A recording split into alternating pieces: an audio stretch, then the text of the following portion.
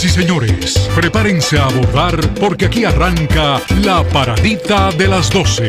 2 horas viajando por las noticias, los deportes, la política, la farándula, la cultura y todos los temas que ocupan la atención diaria de los dominicanos y del mundo.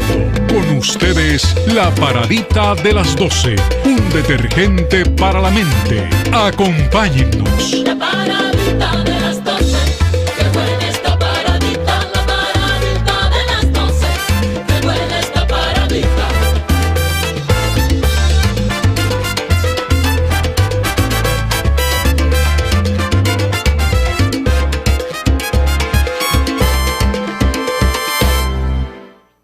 Saludos, buenas tardes, bienvenidos a la paradita de las 12. Un placer, como todos los días, sintonizar con todos ustedes para servir contenido que aspiramos resulten del agrado de todos. Félix de Sena está en la portada del espacio hoy y todos los días. Bienvenido, Félix.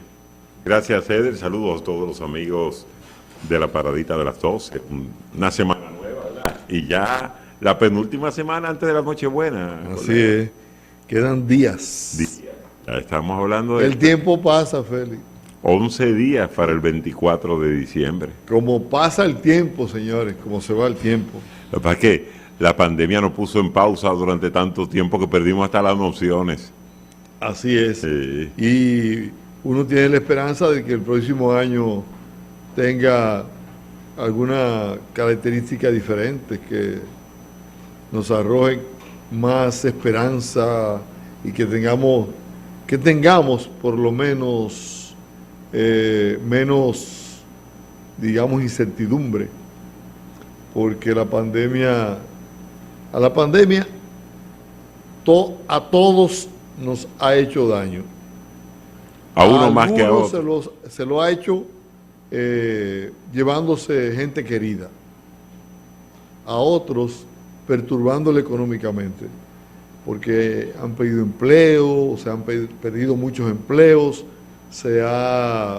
muchas empresas pequeñas han tenido que cerrar, en fin, nada bueno,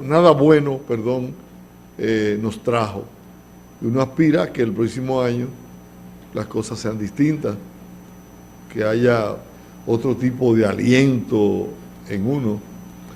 Estuve viendo, Félix, que un reportaje que hace el New York Times sobre la causa, de acuerdo a una investigación que hizo ese periódico, las causas verdaderas por las que asesinaron al presidente Jovenel Moïse de Haití.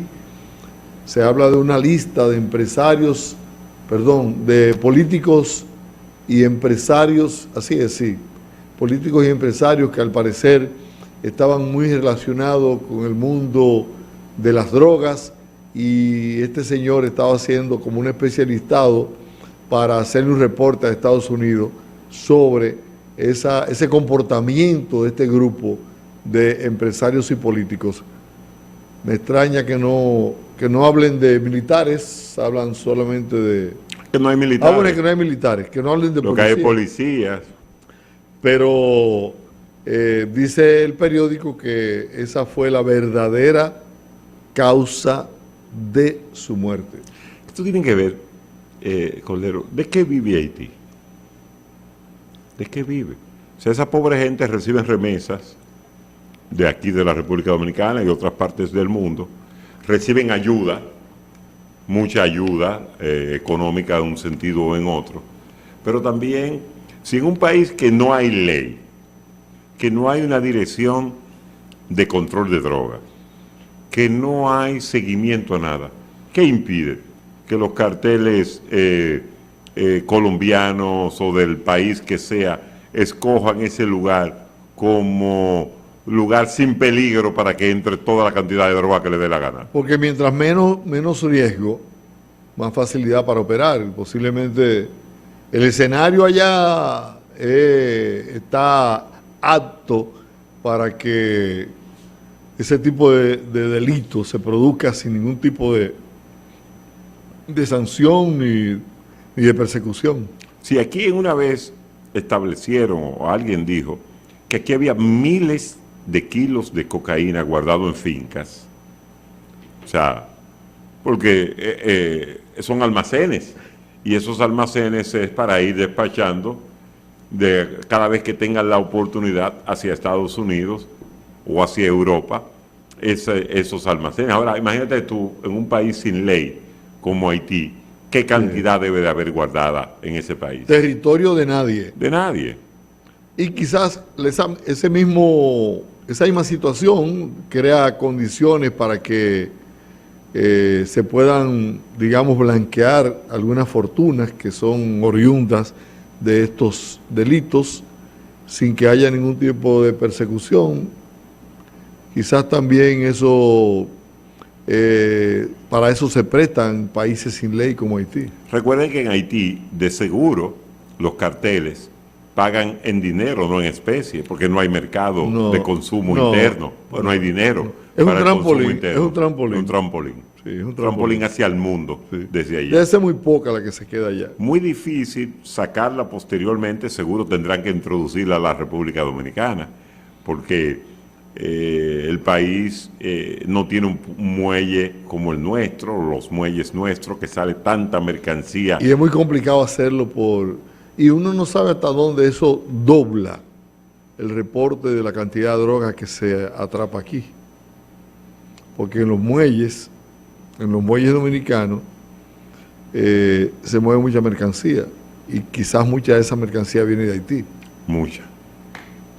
Es uno de los grandes problemas de tener un país al lado sin ningún tipo de regla. De todos modos, Félix, esto queda en el marco de la especulación, aunque el periódico señala de que hizo una investigación y que sus reporteros estuvieron indagándolo en el propio escenario, en el propio territorio. Eso se queda en un marco de especulación y se seguirán sumando nuevas teorías que den respuesta a la verdadera causa por la que este señor fue asesinado. Habrá siempre un misterio grande. Algún día la historia dirá la verdad, quizás no tan lejos, porque lo que sí uno puede establecer es que por nada bueno lo mataron.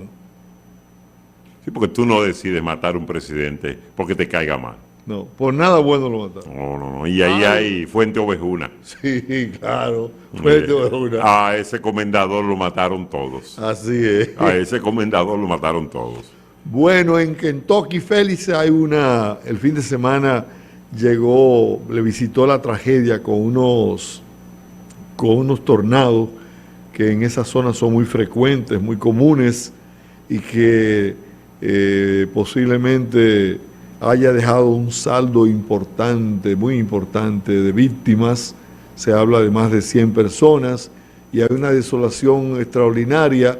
Las imágenes que llegan en video y en fotografía a través de los diarios son espeluznantes.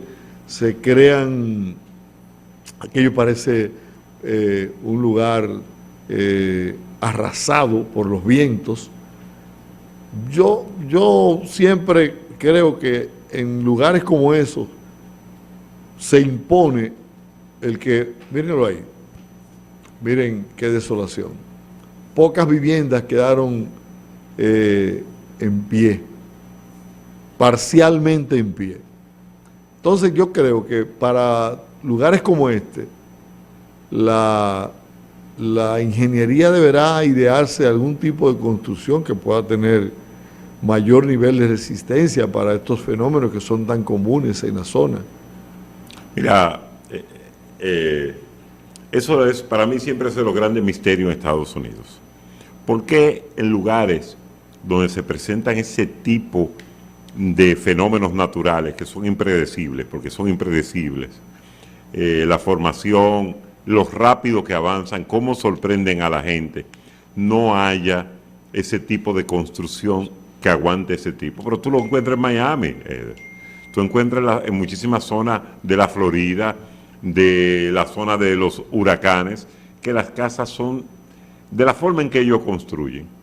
Madera, Chirró, Frágil, muy frágil. rápida de construir. Sí. Ellos construyen muy rápido, porque tú estás viendo ese pueblo ahí destruido. El año que viene ya no está así, no estaría así, porque lo reconstruyen fácil, muy rápido. sí. Lo reconstruyen. Todo es prefabricado. Sí, pero por ejemplo en este momento, confirmados, hay 64 muertos y cientos de desaparecidos que se atribuyen como muertos, posiblemente muertos también. Se habla más de Pero 100 64 confirmados, dice el gobernador. Una tragedia. Una tragedia en un estado. Pero Oklahoma, que es el lugar donde más tornados ocurren en Estados Unidos, tú sigues la ruta de los tornados y sigues viendo la cantidad de viviendas vulnerables a los tornados que hay en esos lugares.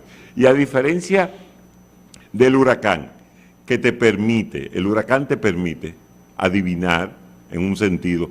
Viene un huracán categoría 3, 4, 5. Tú tienes días para prepararte para la llegada de un huracán. Pero en los tornados tú no tienes días, tú tienes minutos o horas de la formación a que tome la fuerza que toman. Además que los tornados son obstinados. Se quedan en un solo espacio. Y ese remolino de viento hace estrago cuando se estaciona en un espacio. Eso es terrible. Pero tú has visto cuando se forman esos pequeños tornados en este país que no es de tornado, cómo se llevan los platanares completos. Así mismo, arrasan. En la zona del centro del Cibao cuando suceden. Así es.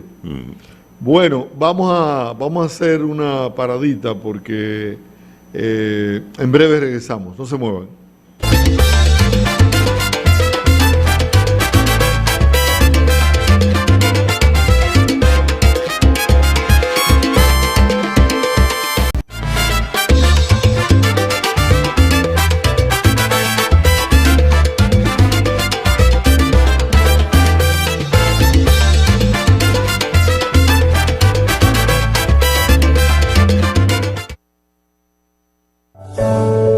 En una ocasión un científico descubrió el arte de reproducirse a sí mismo, tan perfectamente que resultaba imposible distinguir el original de la reproducción. Un día se enteró de que lo andaba buscando el ángel de la muerte y entonces hizo 12 copias de él mismo. Muy sabio. El ángel no sabía cómo darse cuenta de cuál de los 13 ejemplares que tenía ante sí era el científico original. De modo que los dejó a todos en paz y se fue. Pero no por mucho tiempo, porque como era un experto en la naturaleza humana, se le ocurrió una ingeniosa estrategia. El ángel regresó de nuevo y dijo: «Debe de ser usted un genio, señor, por haber logrado tan perfectas reproducciones de sí mismo. Sin embargo, he descubierto que su obra tiene un defecto, un único y minúsculo defecto». El científico pegó un salto y gritó: «¡Imposible! ¿Dónde está el defecto?». «Justamente aquí», respondió el ángel mientras tomaba al científico de entre sus reproducciones y se lo llevaba consigo. Todo lo que hace falta para descubrir el ego es una palabra de adulación o de crítica. Una persona sin humildad representa lo mismo que un cuerpo sin alma. Recuerda, la humildad es la llave que abre todas las puertas. Deja que sea la gente que hable de ti. La humildad nos acerca a las personas, mientras que el ego las aleja de nosotros. Saber que no se sabe, eso es humildad. Pensar que uno sabe lo que no sabe, es una enfermedad.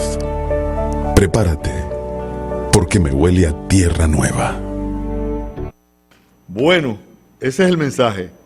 Procurar que la gente asuma actitudes de humildad y esperar siempre que sean los demás quienes alaben lo que tú haces, nunca hacerlo en primera persona. La verdad, Félix, que uno no se cansa de ver experiencias negativas en algunos centros médicos del país. El viernes de la semana pasada, una persona conocida sufrió un ACV. Lo llevan a una clínica importante del país, de Santo Domingo específicamente. Y cuando llega a emergencia, le plantean a los familiares, primero los dilemas que tienen que ver con lo económico, que eso es un tema, ya lo hemos tratado aquí en el programa otras veces, pero lo supeditaron su ingreso, no solamente a lo económico, también lo supeditaron a una prueba de COVID. Es decir, que si esa persona con un ACV, que lo que supone como emergencia un ACV. Eder, 4 horas existen entre el ACV y la administración de un medicamento para bajar la inflamación del cerebro. 4 horas existe. Hay algunos que no se le puede aplicar, pero el medicamento es milagroso. Un medicamento extremadamente costoso, pero mágico, para evitar los daños grandes que provoca en el ser humano. O sea, tú no puedes perder el tiempo esperando una prueba de COVID. Pero no lo puedes hacer. Yo pregunto, ok, ¿y si la prueba es positivo? Lo dejamos morir. Lo dejamos morir. Y si es negativo, entonces lo ingresamos. Pero los mismos guantes que van a utilizar, si no lo tiene, la mascarilla, todo lo que van a hacer es igual si tiene o no tiene la enfermedad. Entonces, si encima de todas las exigencias que hacen los centros médicos para ingresar pacientes, le vamos a sumar esta otra condición, entonces yo no sé qué es lo que vamos a hacer. Porque a la emergencia habrá que llamarle de otra manera, pero no, ya no habrá emergencia, porque total, si usted llega a ese lugar y 3 o 2 horas después es que le atienden, entonces emergencia no es. Emergencia es cuando usted llega a un lugar e inmediatamente le asisten profesionalmente. Entonces, eso es una queja que hay que sumársela a la cantidad de quejas que diariamente surgen con los centros médicos del país, ya no solamente en el orden económico, sino también en el orden ético. Durante mucho tiempo, y uno dice, si tú te vas a operar, una vesícula que no es de una emergencia, una operación de esa que tú has escogido la fecha para hacerlo, mira, yo voy a tener unas vacaciones, yo voy a hacer esto, me voy a operar. Está bien que tú le pidas todo, porque eso no es una emergencia. Hay tiempo para todo. Hay tiempo para que te haga la prueba de PCR, esperarlo el día siguiente o al final del día que te den el resultado, todo eso. Nada de eso es problema. Problema es con la emergencia. Tú no puedes a un accidentado decirle dónde está la prueba de COVID. Claro que es eso. Y un ACV es un accidente, claro, cerebrovascular. Claro. Tú también llegaste que te accidentaste en una motocicleta. No, la prueba del COVID para el motociclista. Mientras tanto, tú estás agonizando. Mientras tú agonizas, ellos están pidiendo, primero, mucho dinero para depositarlo y poder atenderte. Y segundo, ahora una prueba de COVID. Yo no sé si en todos los centros médicos, pero en ese centro médico, a esa persona con un ACV, que además, por demás, es médico del paciente, exigiéndole una prueba de COVID para poderlo ingresar. Todos los días uno... No puede ser. Todos los días uno encuentra algo nuevo. Otra cosa, que un centro médico de esa naturaleza, voy a omitir por el momento el nombre del centro médico porque no me interesa hacerle daño, que no haya parte de las indumentarias necesarias, de las cosas necesarias para trabajar, para actuar como, qué sé yo, es como que tú vayas a un centro médico y no haya jeringuilla, un centro médico importante, privado. Bueno, hay que hacer una cirugía, hay que salir para una tienda a comprar cosas de las que le hacen falta para la cirugía. En ese sitio no hay. No, pero no puede ser. Pues sí. Y están dentro de las quejas que los familiares han externado porque tuvieron que salir a buscar cosas para... Porque está bien sangre. Sí. Está bien que tú digas, bueno, no hay sangre, tenemos que buscar unos donantes rápidamente. Pero buscar anestesia, por ejemplo, buscar todo lo que se usa en un quirófano, cosas Sí, en las que señor. se usa un quirófano no es imposible. Los materiales para la cirugía, oiga bien, los materiales para la cirugía fue preciso salir a comprarlo fuera porque no había en el centro médico. Eso es inexplicable. En un centro médico importante, con prestigio, supuestamente. Entonces yo no me explico. Yo Porque no me explico. Estoy El sorprendido. prestigio está dado en el tamaño de la infraestructura, no del servicio, Glero. Sí, señor. Puede ser que eso sea lo que haya pasado. Su hijo me escribió y puso una serie de cosas, de quejas expresadas por los familiares que están escritas aquí. Yo no la voy a leer porque son muchas, pero La persona no se recuperó, Cordero. la persona afortunadamente está en recuperación. Fue leve. La cirugía fue exitosa, creo que ahora tienen que hacerle otro examen para ver si hay, no sé para qué cosa. Lo cierto es que ha ido reaccionando favorablemente, pero tanto para el ingreso como para posteriormente para la coordinación de la cirugía, hay muchas quejas por parte de los familiares. Muchas, pero muchas quejas. Infinitas quejas. Entre ellas, no había neurocirujano disponible porque tenía una cirugía programada en la mañana. El otro trabaja en otros lugares y no va hoy. Eso es otro de los puntos. Cuando el cirujano estaba disponible, tuvimos que salir a comprar los materiales. Drenaje ventricular externo que no tenían. Después que lo conseguimos, una hora después, en una tienda. Tuvimos que esperar una hora más por un quirófano disponible. Una hora más. A un accidentado de ACV. Exactamente. Pero es lo que él dice, bueno, es posible que estuvieran todas ocupadas, pero cirugías que son programadas, de gente que tú ves que se mueven, que están incluso hasta hablando, que son cirugías programadas. Esas no son emergencias. Esta es una emergencia. ¿Por qué entonces le dan privilegio a un paciente que tiene una cirugía pendiente, que está caminando, que va por sus propios pies, cuando tienen delante? Pero discúlpame, Cordero, esos centros médicos hay que decir su nombre, porque tú no puedes permitir eso, porque no puede pasar a cualquiera. Y además, a lo mejor los dueños, los administradores no saben de toda esa situación. Bueno, Sí. Y son cosas constatables, probables, que se pueden probar. Las quejas son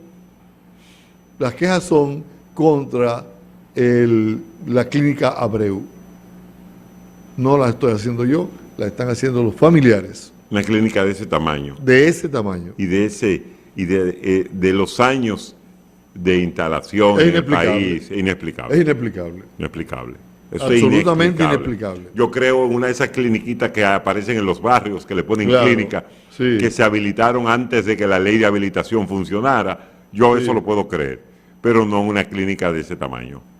Y eso, personas que tienen relaciones, personas que movieron relaciones para que esto se agilizara. Aún así, esa persona fue operada al día siguiente. ¿Qué le parece? No. Entonces, los familiares, con razón, Entonces después se quejan de la cantidad de demandas judiciales que están llenando los tribunales contra la mala práctica. dice aquí, eso le escribe a un hijo: mi papá ingresó ayer a las 8:45 de la noche con un sangrado intracraneal, aneurisma. Ya con el diagnóstico de operar, aplicar un drenaje, por el cuadro del paciente, debían intervenir de urgencia hoy a las 7 de la mañana. La desorganización, la falta de preparación lo impidieron. No pudieron operarlo a esa hora. Como a las 10, 11 de la mañana, entonces comenzaron a operarlo. Porque tuvieron que hacer diligencia fuera, comprar cosas fuera. Eso está aquí. No me lo estoy inventando. Todavía él está ingresado, lo pueden constatar. Ese paciente está ingresado en esa clínica. Está en proceso de recuperación, pero ustedes saben que este tipo de cirugía uno nunca sabe nada hasta que no, el paciente le inducen el coma, y hasta que no recupera totalmente poco a poco su facultad, uno no sabe cuál va a ser el resultado final. Ahí está la queja, ahí está la protesta, y ojalá, si estas son cosas que están sucediendo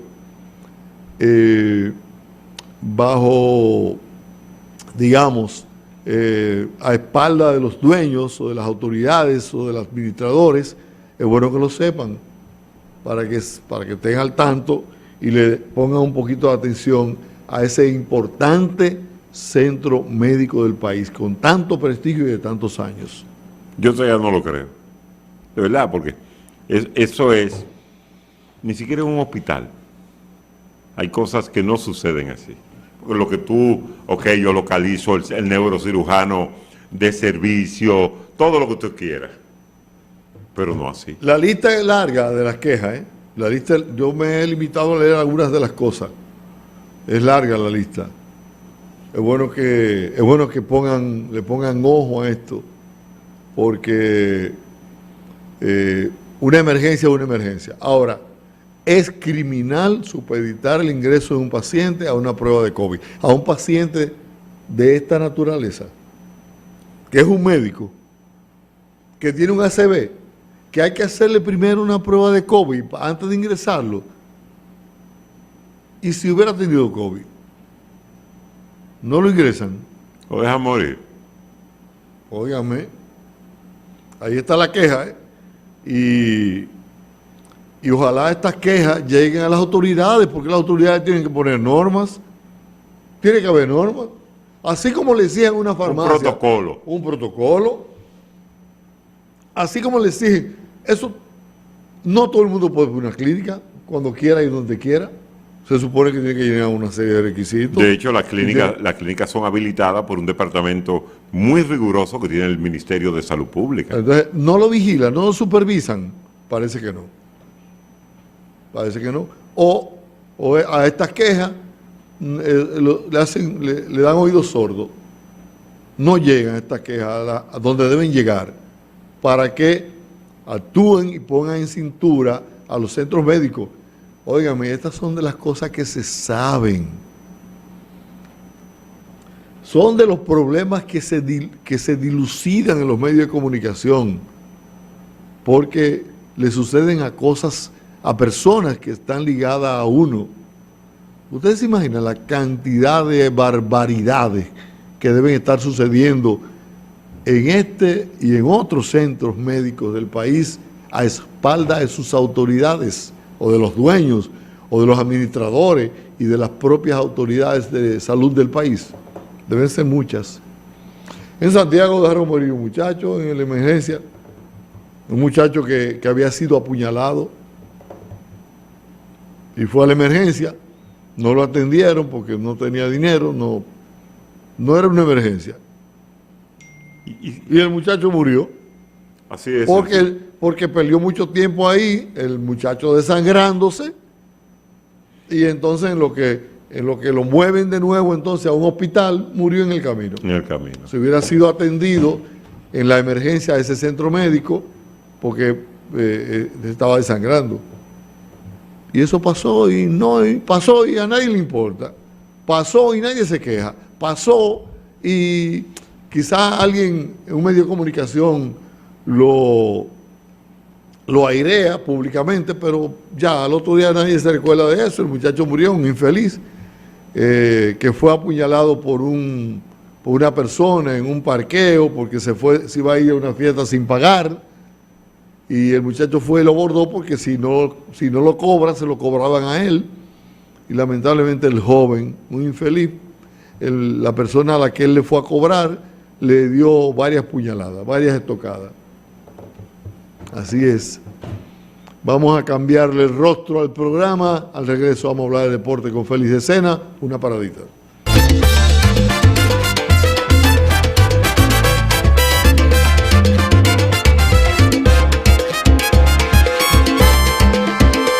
Estándares periodísticos de una cadena americana como ESPN, antes de publicar eso, la pregunta que te le van a hacer, dame la fuente.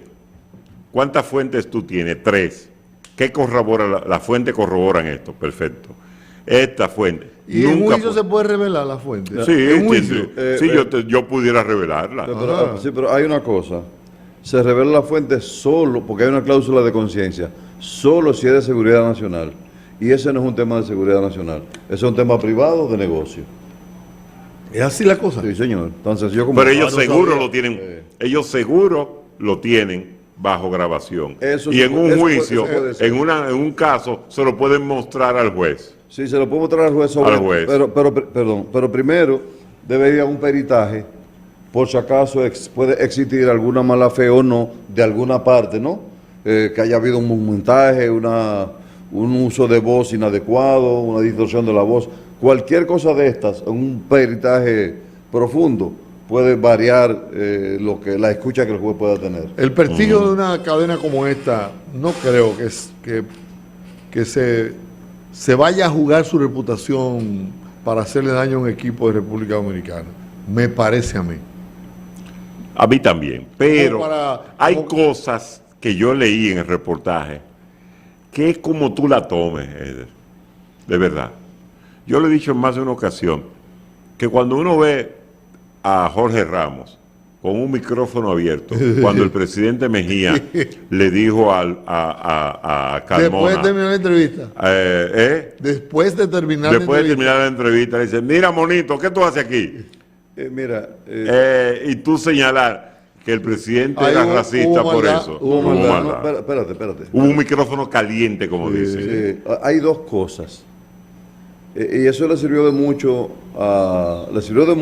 repito, a muchos relacionistas que no conocían esa técnica, que después que yo termino la entrevista, para mencionar a una persona que está aquí con nosotros, con Félix de Sena, yo dejo el micrófono abierto.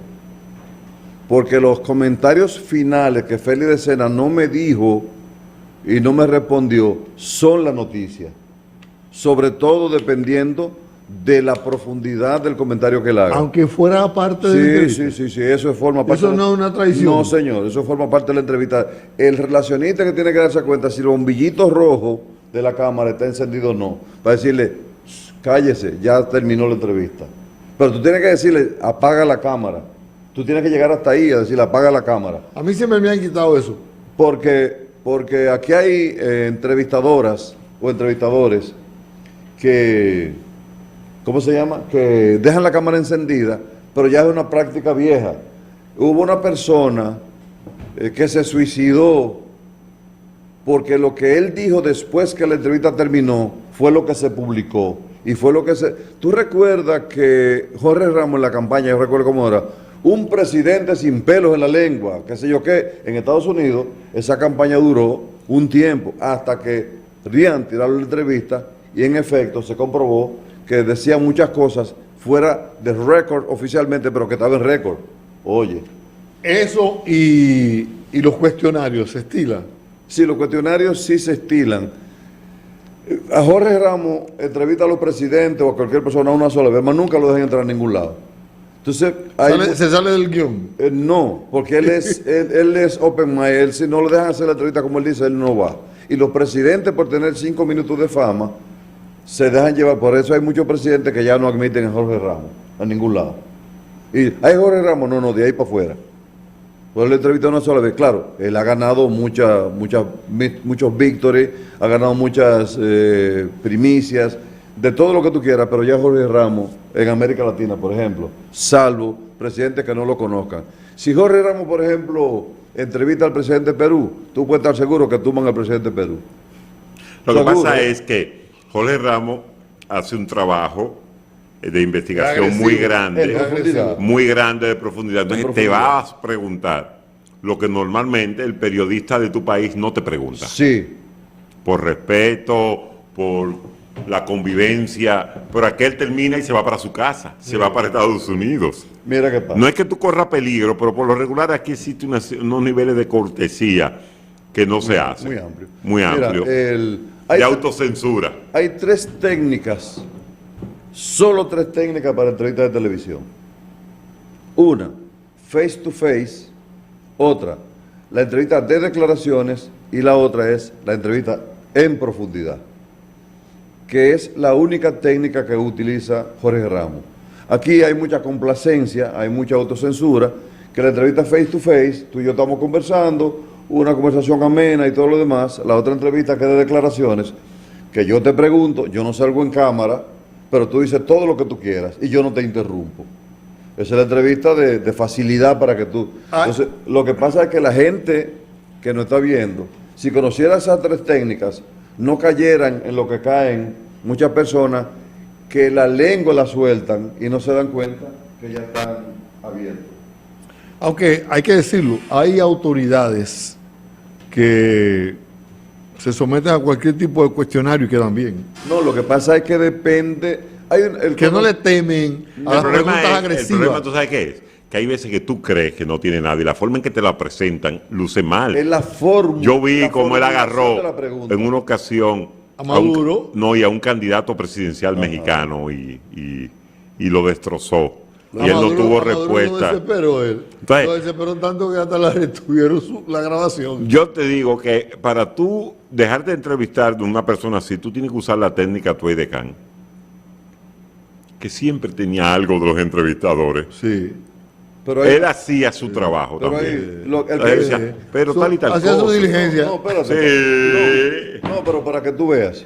Y perdón que... Sí. perdón. No, usted es el maestro aquí No, del no, periodismo. no, no, Él y no. yo somos No. dos Lectores. aprendices. No, no. Lo primero es que el entrevistado, primero, no está obligado a responder todo lo que le preguntan. Feliz de No puede Sena. decir paso. No. Feliz de Sena. ¿Usted solamente sabe de deporte, de béisbol? Responde. No. ¿Usted sabe de deporte automovilístico? Intento. Bien. ¿Quiénes han sido los que han ganado las carreras más importantes en el automovilismo mundial?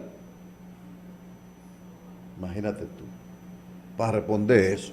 No, pero yo eso lo sé yo, que no sé cronista deportivo. Está bien, pero eso lo es que- pregunta simple. Michael Schumacher fue el mejor. No. O sea, lo que pasa es que los entrevistados no saben que hay preguntas que son un puente Para la otra. para la otra. Entonces tú dices, Te peiné para darte como el chavo. sí, te peiné exacto, para después y te darte. y te asoplé. Mira, Ese es el problema cuando yo te peino para darte. Hay entrevistadores y entrevistadoras espérate. que no dejan que hablen. no, pero espérate, es que el asunto es que por eso es que los expertos están para ayudar a los candidatos, a todos los incumbentes que manejen presupuesto. Esta es la mejor agua que hay en el mundo. Oye bien, la mejor agua que hay en el mundo, yo no sé si está en esa botella, pero yo sí sé que el agua es saludable tomarla con mucha frecuencia, pero esta yo no sé. Sin embargo, el agua lluvia, en donde no hay contaminación, no sé, o sea, yo voy a hablar del agua, pero no del agua que tú quieras que yo hable. Yo no debo responderte lo que tú quieres escuchar, porque son preguntas que tú la puedes utilizar. Mira, Cuando lo la- que pasa es Cuando la ley de regularización, Sí. que yo quiero caer en ESPN. Jorge Ramos le hizo una entrevista a Aníbal de Castro, Imagínate tú. pero salió tranquilado. No, pero- Porque Aníbal estaba respondiendo una pregunta y él lo interrumpía y Aníbal se quedaba callado. Exacto. Entonces lo hizo quedar mal en varias ocasiones porque le evidenció Sí, la mala fe. mala educación, No, mala fe. interrupción, y entonces él retomaba su conversación como le iba diciendo. Exactamente. Entonces, ¿qué pasa? Si tú tienes un entrevistador, yo puedo a ti que eres amigo mío y que tenemos muchos años trabajando juntos, compañeros de trabajo, yo puedo hacerte preguntas que te saco la alfombra debajo de los pies. Yo puedo hacerte preguntas poderosas. Oye, bien, que tú me vas a decir, pero Darío, ¿por qué tú me preguntas eso? Si tú me conoces y tú eres mi amigo. Sí, pero tú eres mi entrevistado ahora. O sea, hay mucha gente. Aquí la mayoría de las entrevistas no son verdaderas entrevistas. Son conversatorios de confianza con la gente. Sobre todo si el entrevistado... Mira, antes poder era tener dinero. Ahora poder es saber. Y dominio de tu escenario al cual tú vas a comunicar algo. Si tú te expones a entrevistadores que no dominan el periodismo, es otra cosa, que son enchinchadores sociales, tú estás expuesto a que te pase cualquier cosa. Yo vi una entrevista que le hicieron a don Julio Jacín, ese maestro de la comunicación y el periodismo, que trataron de sacarlo varias veces de su... Y él, tranquilo. ¿Y usted cómo se comporta en el sexo con 80 años? Con 80 años. Igual que todo el mundo, con su esposa. Ajá. Entonces, tú una pregunta a don Julio Jacín, primero fuera de tono, fuera de lugar, pero interesantísima pregunta, para que tú veas. Pero don Julio Jacín sabe qué responder en cada momento, en cada circunstancia. Exacto. Mira, lo que pasa es que mucha gente, Eder, y te invito, busque Mike Wallace, que falleció hace unos cuantos años de Estados Unidos, le llamaban el Gran Inquisidor, uno de los periodistas más famosos de la historia de Estados Unidos. Y Mike Wallace tiene entrevistas legendarias, incluyendo una que le hizo a Khomeini, el Ayatollah Khomeini. Ayatollah Ruhollah Khomeini. En el medio de la crisis de los rehenes, Sí. sentado en el suelo con Khomeini. Sí. Y donde le dijo, perdóneme, le dijo así mismo, perdóneme, pero yo tengo que hacerle esta pregunta. La gente dice que usted tiene problemas hasta mentales. Dime bien. A Khomeini en Irán con una embajada entera secuestrada, o sea, secuestrar uno más no era nada. Claro. Pero como mínimo secuestrarlo. Como mínimo. Uno más. Entonces, ese tipo de entrevistador que era Mike Wallace, quizás eso era una escuela en CBS y el programa 60 Minutos Claro. ha hecho las denuncias más grandes quizás de la historia de Estados Unidos los domingos. A propósito de algo que él señaló con relación al difunto Atoy de Cans, recordamos todos una entrevista que alguien le hacía, le hizo una pregunta incómoda y él la contestó con una observación también incómoda. Mira, pero por eso no, porque aquí dicen que usted es homosexual. exacto, usted es maricón. Eso no es así como tú dijiste. Sí. Entonces, Y entonces, entonces no. por nada. rumores no. Claro, por rumores no, porque imagínate tú. ¿Cómo se llama este señor de los breteles que siempre estaba bien, que parece que estaba recién bañado siempre, que estaba venía al programa por la noche? Que para mí, no, ¿cómo se Que llama? era amigo de Jacobo. No, entrevistador allá de Estados Unidos. Ah, en Estados Unidos. Sí. Larry King, Larry King, claro. Larry King. Se murió, fue de los que se murió este año. Sí, sí. Larry King, yo soy un admirador de ese estilo, de tranquilidad espiritual, con preguntas poderosas, no hirientes.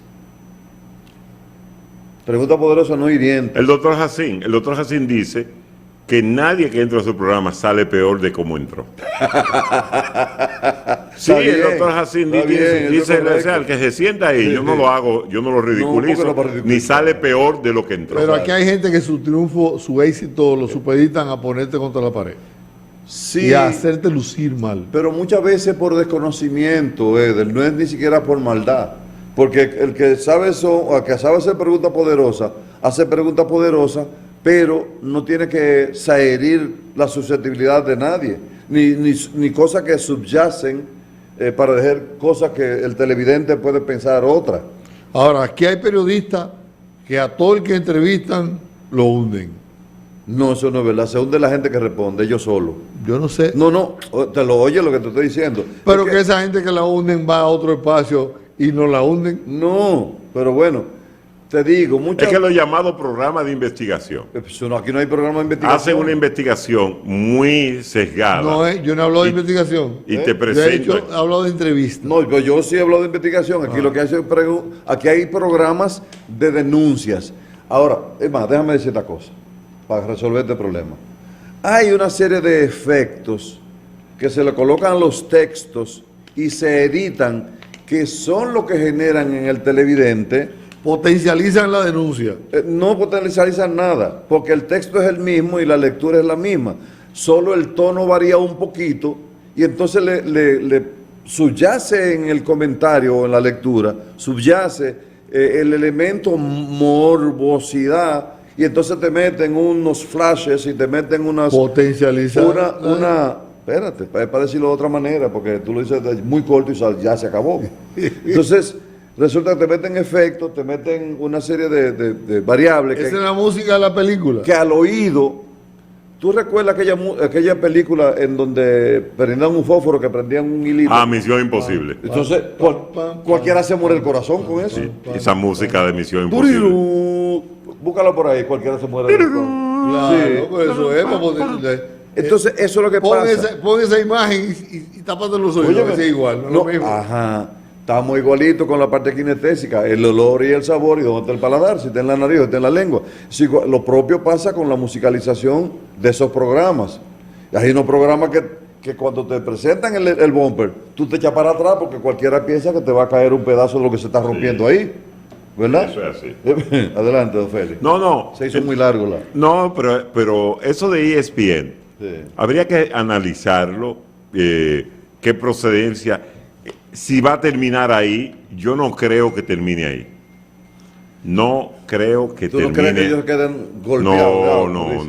No creo que el Licey quisiera dejarlo ahí. Sí, porque imagínate. Pero yo creo que ESPN no lo va a dejar ahí. ESPN tiene toda la de ganar si quisiera. Ahora, yo Sí. no creo que ESPN vaya a gastar sus cartuchos. Pero es que ESPN tiene una página que es ESPN República Dominicana. ¡Ay! Y Ahora, entonces, eso yo no lo sabía. al tener esa página ESPN República Dominicana, usa periodistas dominicanos en esa página con estándares de ESPN. Y entonces puede ser que le den seguimiento. Sí. O después de ese reportaje que ellos hicieron, esperan que alguien dé el paso hacia adelante, que hay veces que tú das un paso adelante y eso te vienen más denuncias. Sí. Muy bien. Perdón, discúlpame. Hay un libro que yo escribí que se llama Apuntes para Producción de Televisión. Cada cosa de esta que hemos hablado, hay un capítulo que lo refiere y que dice. Por ejemplo, el capítulo de las entrevistas. Las entrevistas, cuando un funcionario quiere dar una buena entrevista, tú tienes que hacer lo que tú haces para venir aquí, un ensayo con tu director de comunicaciones. Pero es que el director de comunicaciones tiene que ser un profesional del periodismo, debiera ser, o un profesional de las relaciones públicas. ¿Cuál es el problema? Que un relacionista, así se dice, y un periodista son carreras diferentes. Lo que pasa es que hay muchos periodistas que dicen que son relacionistas y no es así. El periodista es periodista, el relacionista es relacionista. Son carreras que se complementan una de la otra, porque las relaciones públicas utilizan a los periodistas para hacer determinados trabajos. Pero no así el periodista utiliza las comunicaciones. Aquí los periodistas dicen que tienen la foto debajo de las axilas del jefe de él y dicen que le están haciendo relaciones públicas porque hacen una llamada y presentan una fotografía o hacen una nota de prensa. Sí, así es. Entonces no es verdad. Una carrera de relacionista dura 4 años, salvo que usted no haga una maestría. Entonces son cosas diferentes. Esas dos carreras. Pues son 3 carreras que son afines, pero son diferentes. La locución, las relaciones públicas y el periodismo. No, yo soy licenciado en comunicación social. Ese tipo no sabe lo que es comunicación social. El hablar por aquí no es comunicación social. Usted habla a un público. Comunicación social tiene otro espíritu fundamental para eso. Yo sé que a esta hora, ahora el que quiera debatirlo, pues venga. Adelante. las puertas del programa están abiertas y puede hacerlo. Claro que sí, perfectamente. Aquí hay independencia. Sí, aquí no hay problema con eso. Bueno, vamos a hacer una paradita y al regreso continuamos con más contenido aquí en la paradita de las 12.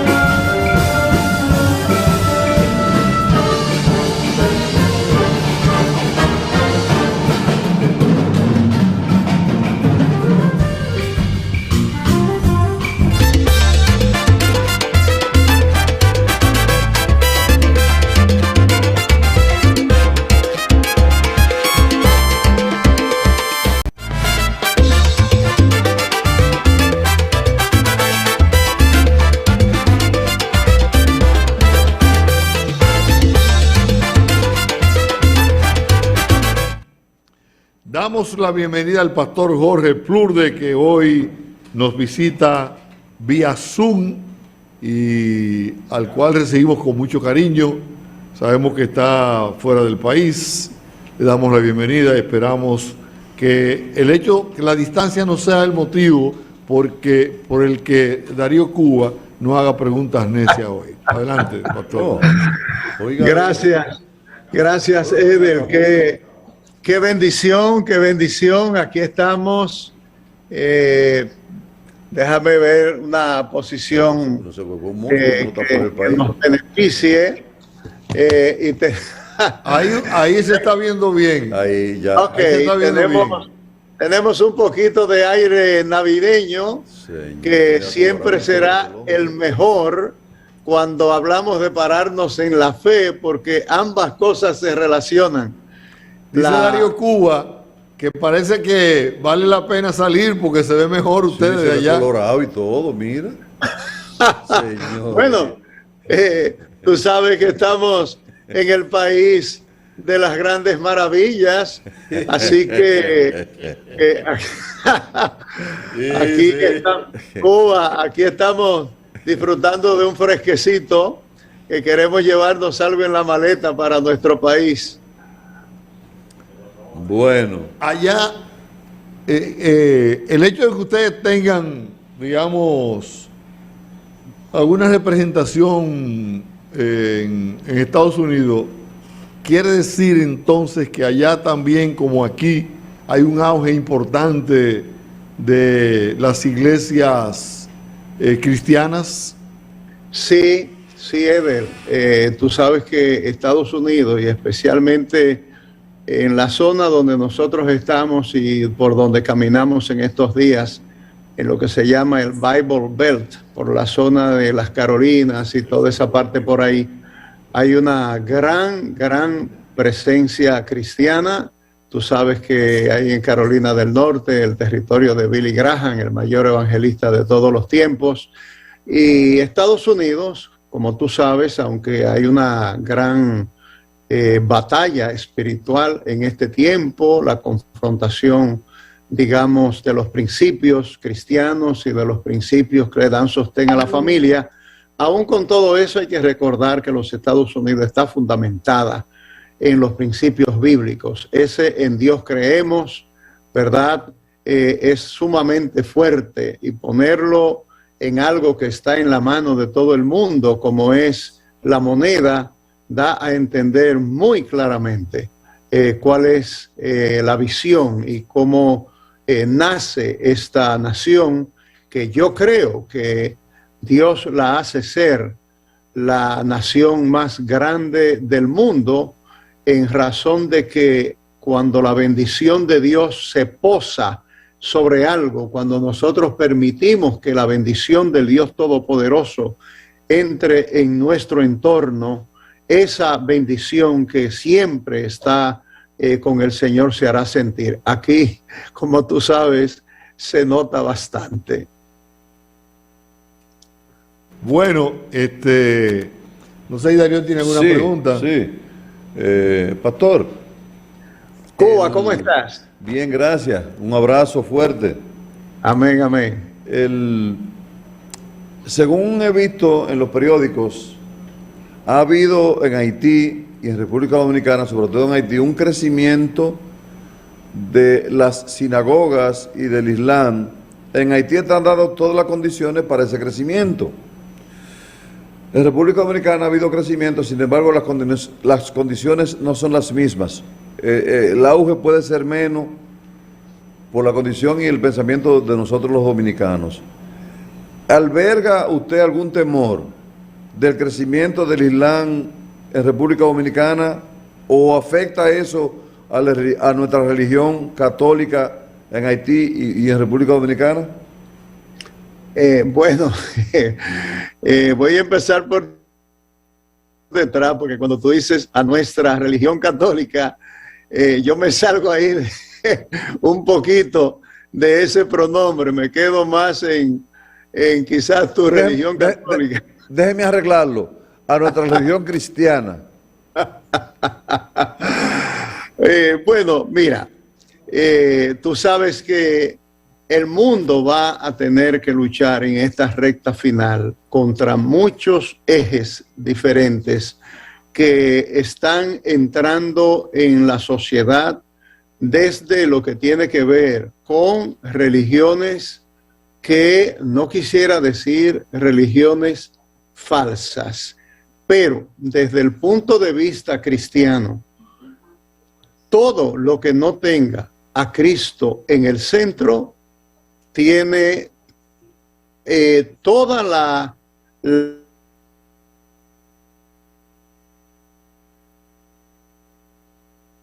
la negativa del cielo, abrió el cielo a través de la persona de Jesucristo. Es decir, Jesucristo es camino y es puerta.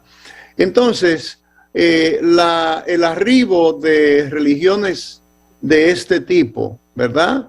Y yo voy a decir con claridad, falsa, tiene el mediador que no es. La Biblia dice claramente que entre Dios y los hombres hay un solo mediador y su nombre es Jesucristo.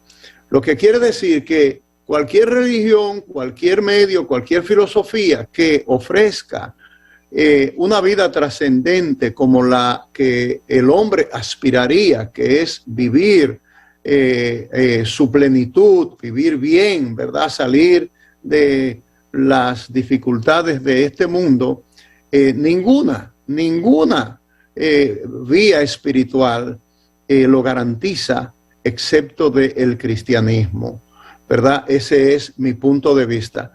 Entonces, igual que el Islam, hay muchísimas otras corrientes, Cuba y todos los oyentes, como sabemos, por ejemplo, estas nuevas corrientes que no solamente es que presentan un Dios falso, sino que no presentan a un Dios.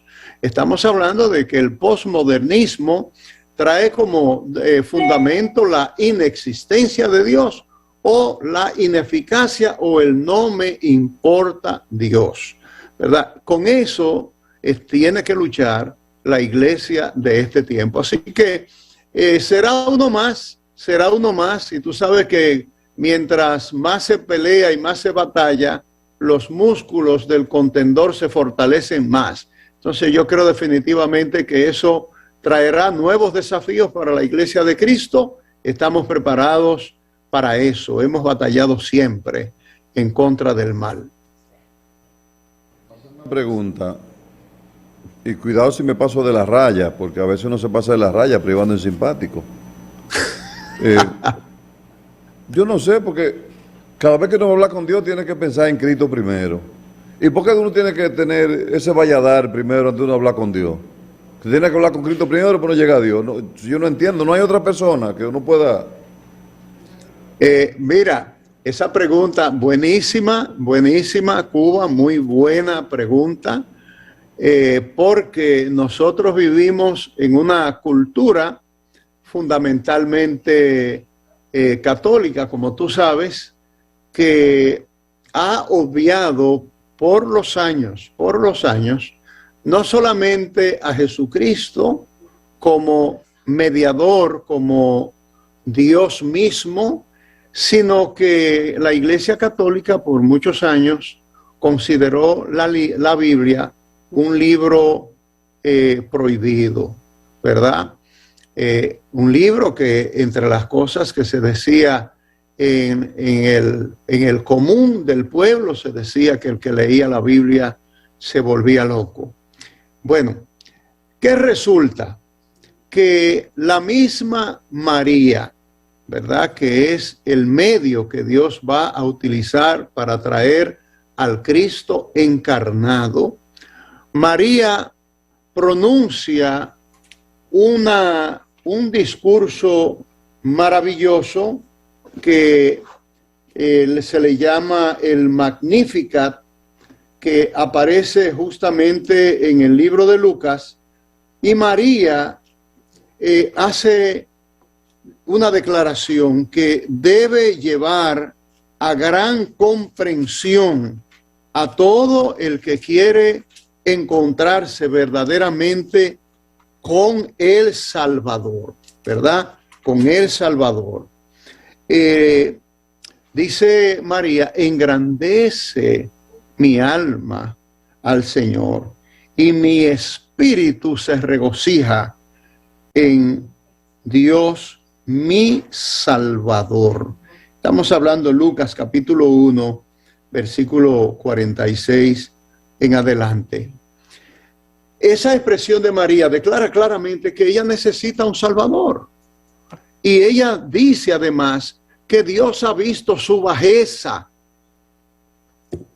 Pienso que la claridad de María, de su condición humana y de su condición de pecadora, enaltece y hace entender claramente por qué Dios eligió a esa muchachita para ser el instrumento de traer a su hijo al mundo. No la escogió por buena. No la escogió por buena. La escogió de manera graciosa, es decir, por pura gracia. Dios tenía que escoger una mujer y ninguna mujer sobre la tierra tendría ni los créditos, ni los favores, ni nada que la representara como adecuada para traer al Hijo de Dios al mundo. Entonces, ¿qué pasa? Que el papel de Jesucristo, incluyendo su nombre, cuando el ángel visita a María y le revela el nombre, le dice, vas a ponerle por nombre Jesús, porque él salvará al mundo de sus pecados. Entonces, Dios entregó en Jesucristo la capacidad de salvar. Todo el que viene a Cristo, ¿verdad?, por consecuencia de la decisión del Padre, ¿verdad?, es el Padre que envía al pecador al Hijo, y el Hijo lo salva. La Escritura dice claramente, si yo fuere levantado, a todos atraeré a mí mismo.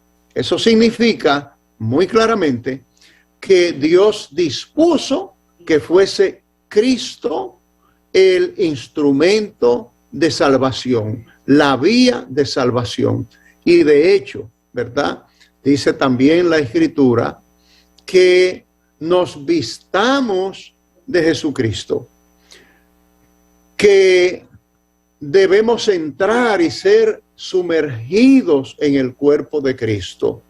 Y la palabra dice en 1 Corintios capítulo 12 versículo 13 que al que cree el Espíritu Santo inmediatamente lo sumerge, lo bautiza en el cuerpo de Jesucristo.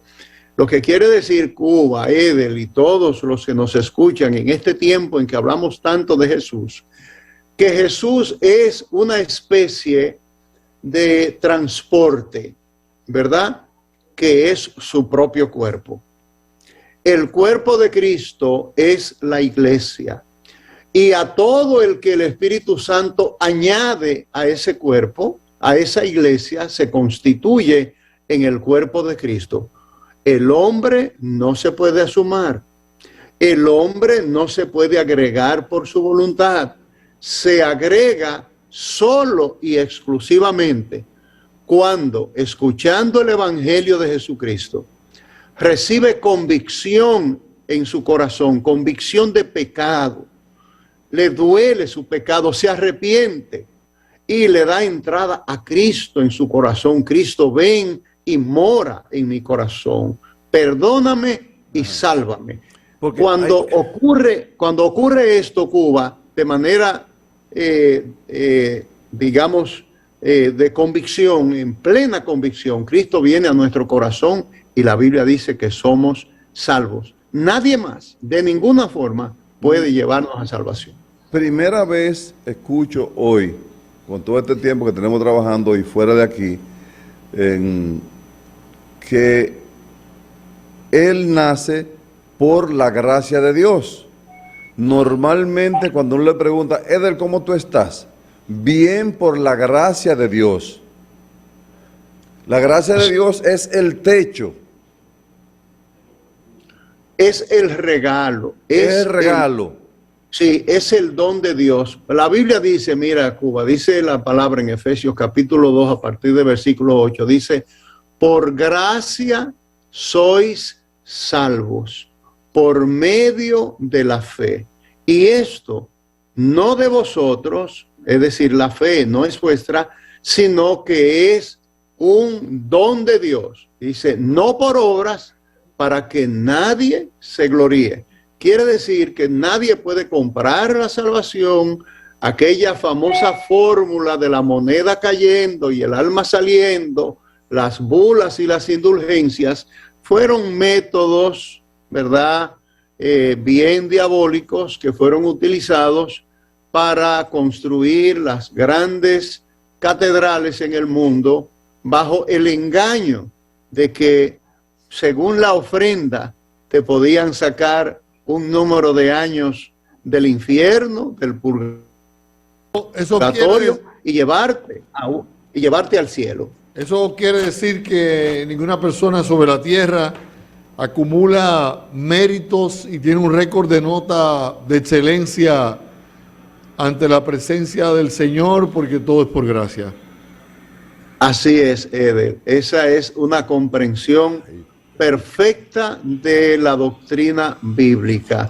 No hay, mira, para decir algo, ¿verdad? Nosotros conocemos personas que tienen la fama de ser filántropos bondadosos, gentes que hacen muchísimas buenas obras, y la Biblia dice, aún podrías dar tu cuerpo mismo para ser quemado, es decir, entregar tu propia vida, tu propio cuerpo, y Pastor, eso no te va a ganar el cielo. Usted ha venido iluminado hoy.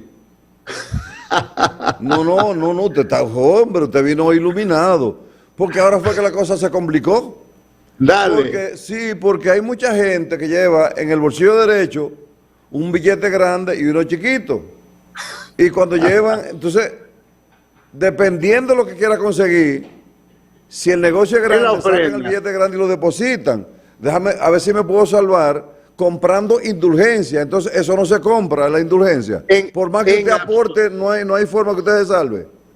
Y no solamente eso, Cuba, no solamente que no lo puedes, más complicado que todavía. no lo puedes hacer con dinero, sino que aún si tú, por ejemplo, te lanzaras al agua para salvar a un niño que se está ahogando, y ese niño tú logras colocarlo en una raíz, colocarlo en una parte sólida donde pueda ser rescatado, y al final tú no puedes salir y te ahogas, si no tienes a Cristo, te esperan mojado en el infierno. Entonces, pastor, ¿qué hacer? ¿Qué hacer, pastor? El hombre está asustado ahora. Darío está asustado. ¿Qué hacer? Asustado está el diputado que daba todos los cuartos a la iglesia. ¿Qué hacer, pastor, para que el Señor se apiade de nosotros? Mira, igual, Evel, como decía Cuba, que nosotros llegamos iluminados. Ustedes son los que están iluminados con unas preguntas excelentes. Porque a Pedro le preguntaron una vez, ¿qué tenemos que hacer para ser salvos? Y Pedro dijo, arrepiéntanse y bauticen para que se les perdonen sus pecados. El énfasis no está en bautizarse, ¿verdad? Es un paso después que tiene su sentido, no mayor efecto. El efecto viene con el arrepentimiento genuino y nuestra confesión de nuestros pecados a Cristo, ¿verdad? Y que Cristo nos reciba. Al nosotros poner la fe en Él, Cristo, dice la palabra de Dios, va a venir a morar en nosotros.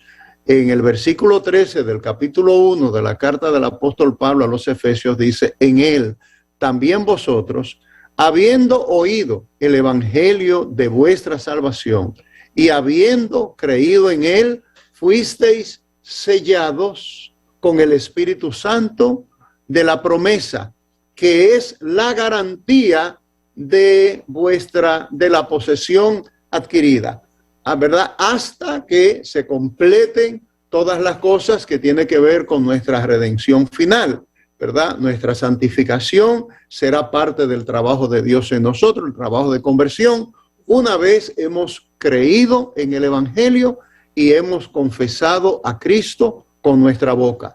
Eso es lo que hay que hacer. Primero, Edel y Cuba y los oyentes, exponerse a la palabra de Dios, leer la Biblia, ¿verdad? Leerla, exponerse a los medios de gracia, ir a la iglesia, escuchar el sermón, escuchar el mensaje. Jesucristo dijo, mis palabras son espíritu y son vida. Quiere decir que cuando la palabra de Dios está entrando en nosotros, está entrando la vida. Y es esa exposición a la palabra la que nos da la oportunidad de ser convencidos. El Espíritu de Dios nos convence, nos trae dolor, constricción, nos redarguye, ¿verdad? Y hace que nazca en nosotros un aborrecimiento hacia el pecado y el anhelo de perfección que lo hace el Espíritu Santo en nosotros a través de la palabra de Dios obedecida, la palabra de Dios obedecida, no la palabra leída, no la palabra abierta en nuestra casa, en la entrada con las páginas ya amarillas de tanto tiempo que tiene abierta y nadie la lee. Nada de eso produce salvación. La repetición de oraciones vanas, repitiéndolas 50, 100 veces, 200 veces, 300 veces. El gran desastre del alma es encontrarse que todas esas doctrinas falsas, absolutamente falsas, que no pusieron su confianza en Jesucristo, no les resultan útiles para su eternidad. El remedio para el pecado es Cristo. Pero está bien. Y el camino para la salvación es Cristo. Muy bien. Ya eso vamos a tener que ir con Eder y con Ariel, para que nos vayamos los tres juntos por el camino, porque nos vamos a tener esto. Yo no puedo dejar a nadie solo aquí, ni que me dejen solo tampoco, yo voy por el camino solo. Sino lo siguiente, cuando uno dice gracias a Dios, primero. Segundo, ¿cuál oración entonces, para los que rezan todos los días, que se arrodillan frente a la cama y ponen la mano así? O, no se me ría, pastor, pero ¿cómo es la cosa? Pues ven acá. Entonces la gente se arrodilla, entonces comienza. Hay una que se llama la Magnífica. Pastor, esa rodilla de Darío tan limpiecita. No, no acá. Sin un callito. No tiene. Qué bueno, mira. Ariel, no te rías. Que Ni una rayita. La gente que se arrodilla, el que cobra y lleva el billete, que le manda un sobrecito, que pásame el sobrecito ahí. Entonces, lo otro es las gracias de manera permanente, gracias a Dios. Eso alivia. Ahora, ¿qué rezar? Si es que hay alguna oración para la gente ir amortiguando el golpe. Digo, dame rezar esto, si es Santa María, Madre de Dios, ruega por nosotros, o cuál es, si es el Padre Nuestro, cuál es, o la Magnífica, ¿cómo es la cosa? Bien, bien, debo decirte lo siguiente, ninguna oración es útil para una persona que no tiene a Cristo en su corazón, ninguna oración. No hay nada que tú digas, no hay nada que tú, con lo cual tú puedas agradar a Dios. Mira, al hombre le es imposible agradar a Dios. No importa lo que haga, no importa lo que rece, lo que ore, lo que se sacrifique, lo que ofrezca, lo que dé, nada. Te puedes poner una piedra en la cabeza, vestirte de saco, acostarte en el piso todos los días, ayunar, hacer todo. Y si no tienes a Cristo en tu corazón, el problema, Cuba, por ejemplo, es que Jesús a los creyentes que le dijeron enséñanos a orar, les dio un modelo de oración al creyente. El creyente tiene a Dios como Padre y puede hablar con Él de manera natural. Señor, mira, me quedé sin dinero, no tengo gasolina, ¿podrías tú hacer algo? Ayúdame, envía a alguien que me ayude. Esa es una oración, ¿verdad? Y es un... Qué pena. Se frizó la imagen, óyeme, pastor. El 5G está fallando. Se frizó la imagen. Bueno, Qué pena, Dios mío. lamentablemente vamos a tener que finalizar porque estamos ya sobre el tiempo. Ay, Dios. Así que muchas gracias al pastor, estaba ese muy duro esfuerzo el que pastor hace hoy. por comunicarse con nosotros y por servirnos palabras de fe desde Estados Unidos. Así que gracias al pastor Mire, por sus palabras, Mira, a Darío Cuba por pero, su participación Wilkin, y espero que usted, esa rezadera toda la noche, deja eso ya, que eso no sirve para nada. espero que usted haya asimilado la lección. Mire, muchas gracias. Sí. El que dé muchas gracias está con la gracia de Dios. Así Eso es. sí me lo aprendí. Bueno, mañana regresamos al mediodía en la paradita de las 12. Les esperamos a todos para compartir un programa similar. Buenas tardes. La paradita de